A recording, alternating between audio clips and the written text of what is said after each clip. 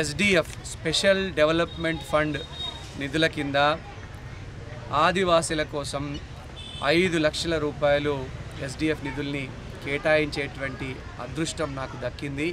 దీనికి నేను మనస్ఫూర్తిగా గత ఇన్ఛార్జిగా పనిచేసినటువంటి మా అక్క మంత్రివర్యులు పంచాయతీరాజ్ రూరల్ డెవలప్మెంట్ మంత్రి గారు సీతక్క గారు, ప్రస్తుత ఇన్ఛార్జిగా ఉన్నటువంటి కాంగ్రెస్ ఆదిలాబాద్ ఇన్ఛార్జిగా ఉన్నటువంటి మంత్రి గారు జూపల్లి కృష్ణారావు గారికి నేను ప్రత్యేకంగా ధన్యవాదాలు తెలియజేస్తా ఉన్నాను.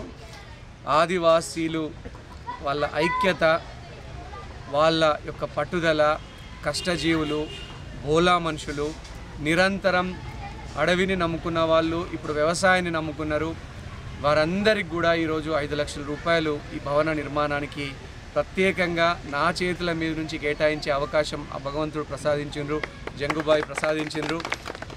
కొమరం భీం గారి, రామ్జీగోండు గారి ఆశీస్సులతో ఈరోజు ఇంత మంచి కార్యక్రమానికి శ్రీకారం చుట్టడం మనస్ఫూర్తిగా నేను ఆదివాసీలకు కృతజ్ఞతలు. ఆ బిడ్డగా నేను ఎప్పుడు మీకు అందుబాటులో ఉంటా.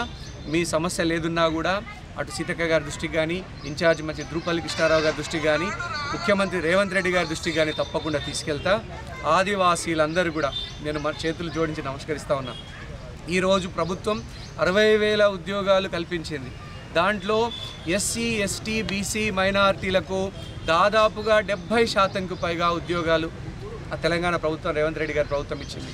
ఆదివాసీ బిడ్డల్ని, ఆడపిల్లల్ని, మగపిల్లల్ని మంచిగా చదివించి ప్రభుత్వ ఉద్యోగాలు సాధించేటట్టుగా ప్రోత్సహించాలని నేను మనస్ఫూర్తిగా కోరుకుంటా ఉన్నాను. ఈ దేశం కోసం, స్వాతంత్రం కోసం అందరికంటే ముందు పోరాటం చేసిన వీరుడు రామ్జీగోండు.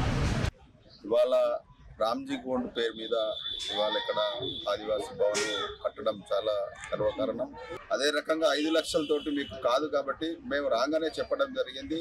ఇంకో 5 లక్షలు ఇవ్వమని కూడా చెప్పడం జరిగింది. వారు కూడా ఖచ్చితంగా ఇస్తానని చెప్పడం జరిగింది. కాబట్టి మడావి రాజు గారు 20 లక్షలు కావాలన్నారు. తప్పనిసరిగా మేము 20 లక్షలు 100% ఇస్తాం. కానీ స్థానిక ఎన్నికలలో మీరందరూ కూడా ఆదివాసులు ఖచ్చితంగా కాంగ్రెస్ పార్టీకి ఓటేయాలని కూడా ఈ సందర్భంగా విజ్ఞప్తి చేయడం జరిగింది. ఎందుకంటే అనేక ప్రభుత్వాలు చూసినారు. ఆదివాసులను ఏ విధంగా మోసం చేసిన ఆ ప్రభుత్వాలు మీకు తెలుసు. ఇవాళ ఆ కొమరం భీం జిల్లాలో టైగర్ జోన్ కారిడార్ పేరు మీద దాదాపుగా 339 గ్రామాల్ని లేపడానికి కేంద్ర ప్రభుత్వం ఒక కుట్ర పన్ని మొన్ననే దాన్ని గతంలో పరిపాలించిన ప్రభుత్వం ఏదైతే బీఆర్ఎస్ ప్రభుత్వము దాన్ని ప్రపోజల్స్ పంపితే దాన్ని కేంద్ర ప్రభుత్వము ఆదివాసులు ఆగంగారా అనే అవగాహన లేకుండా ఇప్పుడున్న ఎంపీకైతే అస్సలే అవగాహన లేదు. దేని మీద అవగాహన లేదు, ఆదివాసుల మీద లేదు. మరి కేంద్ర ప్రభుత్వం ఏమైనా జీవోలు వేస్తున్నా, ఆదివాసులకు అన్యాయం చేసే జీవోలు తెస్తున్నాయి.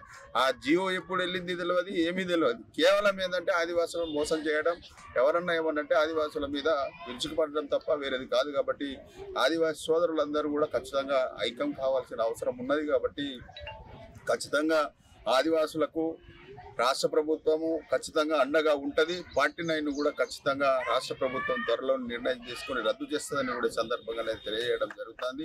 తెలుగులో న్యూస్ కి ఫాస్టెస్ట్ యాప్ ఇప్పుడు టోటల్లీ న్యూ అవతార్లో జస్ట్ 5 సెకండ్స్ లో కంప్లీట్ న్యూస్.